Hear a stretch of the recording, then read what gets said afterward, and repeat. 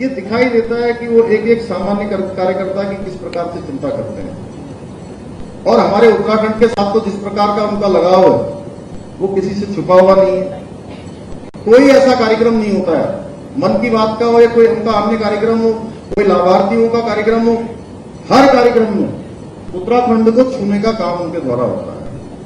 उत्तराखंड को हमेशा वो स्पर्श करते हैं, उनकी आत्मा हमेशा उत्तराखंड के साथ जुड़ी होती है। और मैं समझता हूं कि दुनिया का कोई ऐसा राजनीतिक दल होगा जहां इस पद्धति पर अमल किया जाता रहा होगा। निस्वार्थ सेवा ही हमारे संगठन का संकल्प रहा है, यह हमारी कार्यशैली भी है और ये हमारे कामों से, जैसा हमने कोरोना महामारी के दौरान या कोई भी आपदा का समय आया हो, कोई विपत्ति का समय आया हो, कोई ऐसा समय आया हो जिसमें समाज के साथ खड़ा होना है, वहां पर सबसे पहले अगर कोई खड़ा हुआ है तो भारतीय जनता पार्टी का कार्यकर्ता खड़ा हुआ है। इसलिए किसी ने ठीक ही कहा है, संगठन ही व्यक्ति है, संगठन ही भक्ति है। संगठित हर काम में एक अद्भुत शक्ति है। जब इरादे नेक हों, ध्येय सबके एक हों, लक्ष्य धारण कर आगे बढ़े, मन में हो बस यही आशा। आज यहां से इस भव्य जो हमारा आज का ये संगठनात्मक कार्यक्रम हुआ है, हम सबको इसको लेकर आगे बढ़ना है। बहुत सारी बातें हम सब लोगों को हमारे नेताओं के द्वारा, हमारे पदाधिकारियों के द्वारा यहां से बताई गई है। हमें इसी प्रण को लेकर आगे बढ़ना है कि जन जन की आकांक्षाओं को पूर्ण करते हुए हमें उत्तराखंड को हिंदुस्तान का श्रेष्ठ राज्य बनाना है। और हम लोगों ने संकल्प लिया है कि 2025 जब राज्य का हम स्थापना दिवस मना रहे होंगे, राज्य के निर्माण का रजत जयंती वर्ष मना रहे होंगे, उस समय हम हिंदुस्तान के श्रेष्ठ राज्यों में से, और उस दिशा में हम आगे बढ़ रहे हैं। उस दिशा में हम एक एक कदम आगे बढ़ा रहे हैं। धीरे धीरे कुछ व्यवस्थाओं को हम ठीक करने का काम कर रहे हैं। उत्तराखंड की देवतुल्य जनता ने हमें आशीर्वाद और दायित्व जो भी हमें दिया है, उसे हम, जो हमारा विकल्प रहित संकल्प है, उस विकल्प रहित संकल्प के साथ आगे बढ़ना है। क्योंकि मैं विकल्प रहित संकल्प इसलिए कह रहा हूं कि संकल्प में अगर कोई विकल्प आ गया, जब संकल्प में कोई विकल्प आ जाता है तो हमारा संकल्प टूट जाता है, रास्ते हमसे भटक जाते हैं, मंजिल हमारी दूर चली जाती है, सपने हमारे छूट जाते हैं। इसलिए संकल्प में विकल्प का ना आना ही संकल्प का सिद्ध होना है। इसलिए विकल्प नहीं, संकल्प के साथ आगे बढ़ना है। हमारी सरकार का सिद्धांत है जन कल्याण, और हम कभी भी अपनी इस प्रतिबद्धता से पीछे नहीं हटेंगे। जो आज मोदी जी के नेतृत्व में देश के अंदर एक नया वर्क कल्चर आया है, एक नई कार्य पद्धति आई है, एक नई कार्य संस्कृति आई है, उसी का परिणाम है कि चाहे हम राजनीतिक क्षेत्र में हो, सामाजिक क्षेत्र में हो, प्रशासनिक क्षेत्र में हो, व्यापारिक क्षेत्र में हो, किसी भी क्षेत्र में हो, अगर हम काम नहीं करेंगे, अब शॉर्टकट नाम का कोई चीज नहीं है। शॉर्टकट कुछ नहीं, हमें अपने आप को खपाना होगा, लगाना होगा, और इस रास्ते में परेशानियां भी आएंगी, इस रास्ते में कई सारी मुश्किलें भी आएंगी। लेकिन अगर हमारा ध्येय, हमारा रास्ता, हमारा मन बिल्कुल अगर साफ है, हमारा कॉन्सेप्ट बिल्कुल क्लियर है, तो निश्चित रूप से हमें भगवान का भी साथ मिलेगा। आप देख लीजिए, उसका उदाहरण दिया जाता, मैं आपके सामने हूं। जब मैं पहली बार मुझे मुख्य सेवक का दायित्व मिला, तो ना तो मुझे भूषण जी ने बताया, ना मुझे रेखा जी ने बताया, ना मुझे नड्डा जी ने बताया, ना संतोष जी ने बताया कि तुमको दायित्व दिया जाने वाला, बिल्कुल नहीं बताया। और 3 तारीख को जब सीधे विधानमंडल दल की बैठक हुई, तब तक भी मुझे नहीं पता कि मुझे मुझे ये दायित्व दिया जाने वाला है और मैं पीछे की कुर्सी में जाके बैठ गया, तो मुझे पता ही नहीं था क्या होने वाला है। और अचानक वहां से मुझे दायित्व दे दिया गया। ये इस बात का प्रमाण है कि आप सब लोगों में से भी जो लोग सब लोग काम कर रहे हैं, मैं सबसे एक ही बात कहना चाहता हूं। देखिए, हमारे यहां सबके बारे में विचार होता है। कई बार हम लोग सोचते हैं कि कोई हमारे बारे में विचार नहीं कर रहा है, हमारे बारे में कोई सोच नहीं रहा है, कोई देख नहीं रहा है। ये जो जिले में काम करते हैं उनको जैसे प्रदेश वाले लोग, वैसे ही जो प्रदेश में काम करते हैं उसको वहां ऊपर बैठे हुए लोग देखते हैं। और हमारे अपने बारे में कोई तय नहीं करता कि मैं क्या बनने वाला हूं, मैं कहां जाने वाला हूं। हमारे यहां सब बैठे हुए एक से एक गुणी है। हर किसी का जहां पर भी संगठन को लगेगा कि किसी का अच्छा उपयोग हो सकता है, वहां पर संगठन उसका उपयोग जरूर करता है। हमारे लिए सत्ता जनसेवा का एक माध्यम है और मैं अपने आप को सौभाग्यशाली मानता हूं कि आप सभी की शुभकामनाओं से मुझे मुख्य सेवक का दायित्व मिला है। हमें इस प्रदेश के लोगों द्वारा देखे गए सपनों को अपना मानकर हम सब लोगों का दायित्व बनता है कि इनकी पूर्ति के लिए दिन रात एक करना है, पूरी जी जान से खपना है।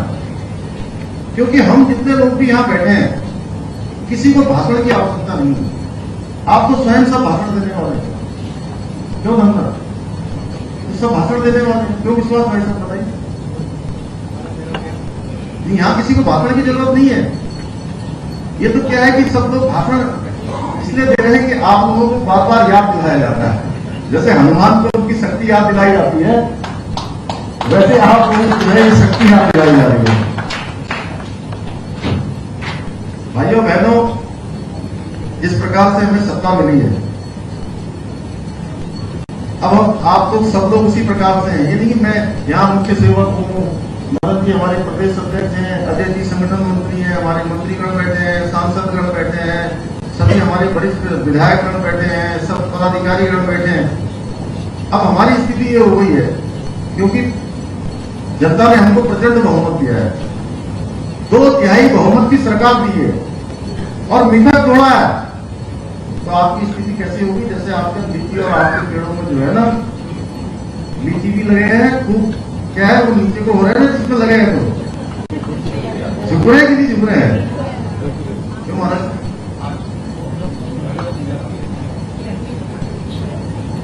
तो वो भाल जो मनों के जो भार है उसे झुक जाते हैं ना सब। तो बस आप सबकी स्थिति वैसी है। ये कोई मैं यहां से बोल रहा हूं, ये मेरी कोई निजी यात्रा नहीं है। अरे भाई, इस बात पर ताली तो बजा दीजिए सबको। कुछ नहीं हो रहा है इस बात पर, जो बात बोल रहा नहीं बोल रहा।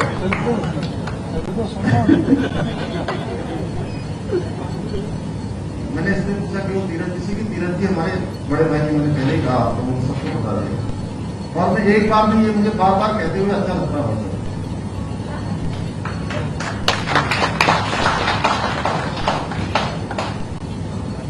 अब हमें झुककर इस प्रदेश के प्रत्येक वंचित और पीड़ित के दर्द को अपना समझकर काम करना है।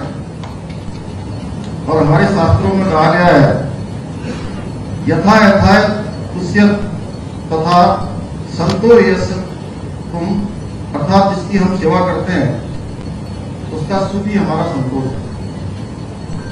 अतः हमें एक क्षण भी रुके बिना उत्तराखंड निर्माण के लिए अपने प्राणों की आहुति देने वाले जो हमारे अमर शहीद हैं, जिन्होंने उत्तराखंड राज्य की प्राप्ति के लिए अपने प्राणों का शहादत दी, अपने प्राणों का बलिदान दिया, उनके सपनों के अनुरूप उत्तराखंड राज्य का निर्माण करना है।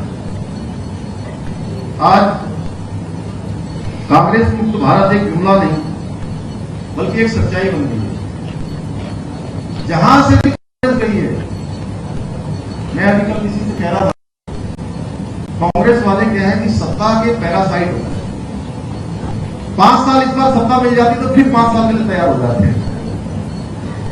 अब पैरासाइट को जब तक जो है पोषण मिलता रहता है तब तक वो जीवित रहते हैं। इस बार सत्ता चली गई और जहां से भी सत्ता गई है, जिस राज्य में भी सत्ता गई कांग्रेस की, फिर वो 25 साल 30 साल जहां जहां भी आप देख लीजिए, यूपी देख लीजिए, बिहार देख लीजिए, अन्य राज्य देख लीजिए, वापस लौट के नहीं आएगा। यहां भी कोई लौट के आने की उम्मीद नहीं है। और उसका उदाहरण मैं बता रहा हूं आपको, मैं कोई उसमें पार्टीवादी की बात नहीं कर रहा हूं। और मैंने कहीं बोला भी, मैं हमेशा ये कहता था कि दूसरे लोगों ने भी मुझे अपनी सीट छोड़ने के लिए ऑफर किया, और ऐसे लोगों की संख्या 10 से कम नहीं।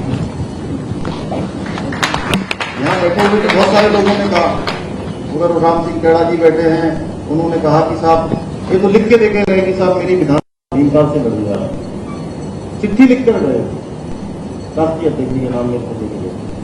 हमारे मोहल्ला है इसमें जागेश्वर में जाके भी सबसे कह रहे थे कि इन्होंने हमारी बात नहीं मानी। चुनाव चल रहा था उस दौरान में, फकीरदा कह रहे थे कि मैं भी सीट छोड़ देता, मैं छोड़ नहीं सकता। सरिता दीदी ने कहा मैं भी सीट छोड़ देती, मोहन सिंह कृष्ण जी ने, तमाम सब लोगों ने कहा।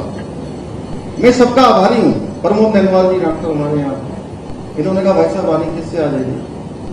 मैं आप लोगों का तो आभारी हूं, और आप लोगों का तो फर्ज भी था, कर्तव्य भी था कि आप लोग मेरे से कहते कहते, लेकिन उन लोगों ने भी कहा जो हमारी पार्टी में नहीं है, हमारे दल में नहीं है।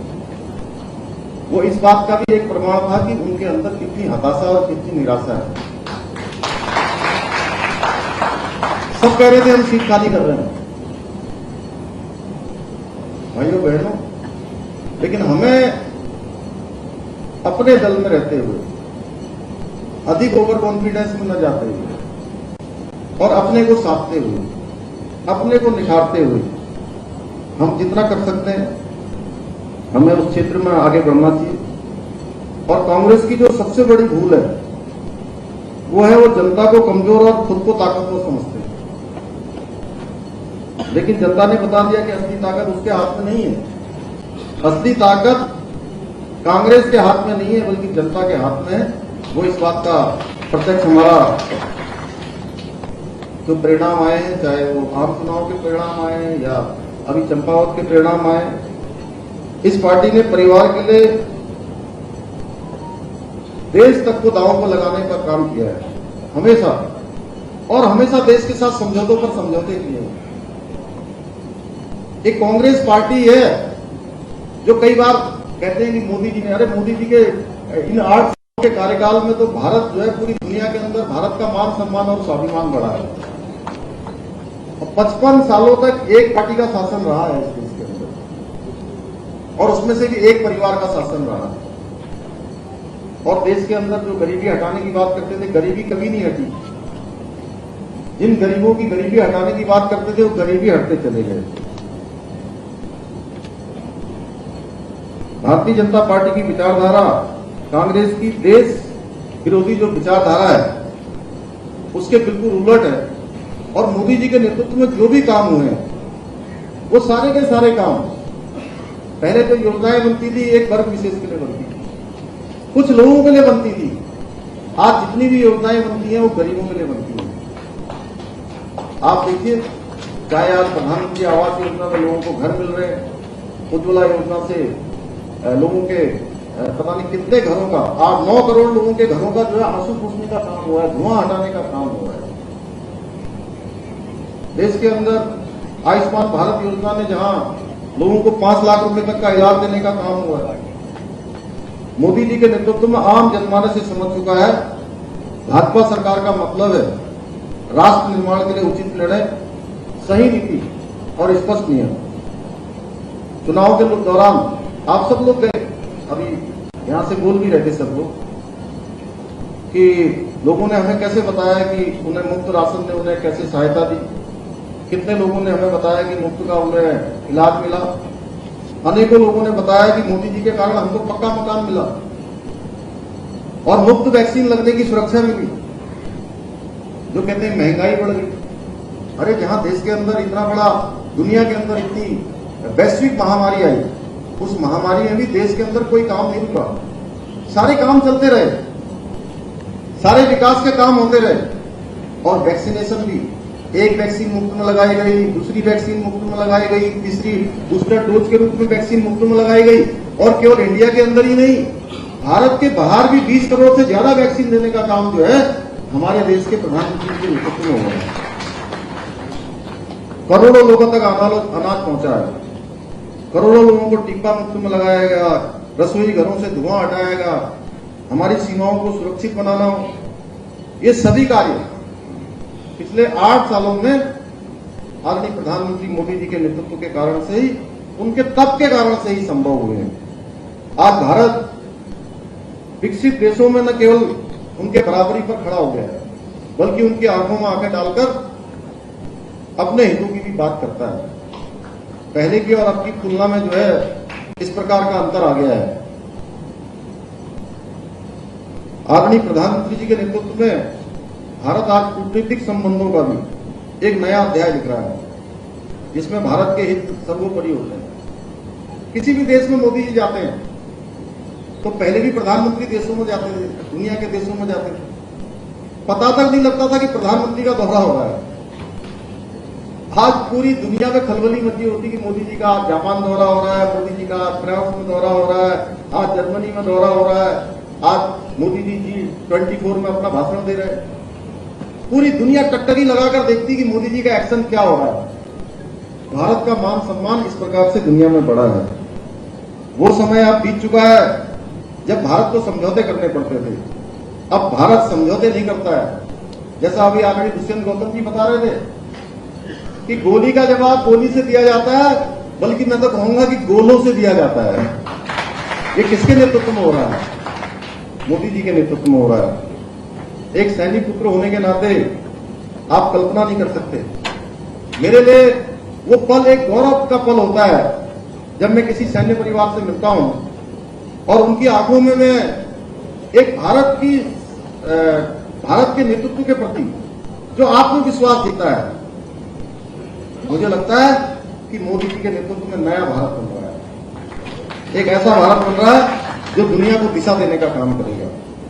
वरना एक समय था जब हमारे सैनिकों को अपने बूटों के लिए, अपने जैकेट के लिए, अपने अच्छे कपड़ों के लिए, जो -डिग्री तापमान में काम करते हैं, उसके लिए उनको बार बार कहना पड़ता था, लेकिन बार बार कहने के बाद भी उनको नहीं मिलते थे। ये सारा का सारा जो सेना के हमारे जवानों के लिए जो सुविधाओं की बात है, वो सुविधा देने का भी काम किसी के नेतृत्व में हुआ है तो हमारे देश के प्रधानमंत्री मोदी जी के नेतृत्व में हुआ है। बीते 8 सालों में दुनिया में भारत की असीम जनशक्ति को पहचाना है और एक नए भारत का निर्माण होते हुए देखा है। साथियों, आज देश में चाहे सड़कों का एक विराट नेटवर्क हो, जिन स्थानों तक सोचा नहीं गया था वहां तक रेल मार्ग बन रहे हैं। ऋषिकेश कर्णप्रयाग रेल लाइन का काम कितनी तेजी से चल रहा है। 2024 तक लोग ऋषिकेश से कर्णप्रयाग तक की यात्रा रेल से करेंगे।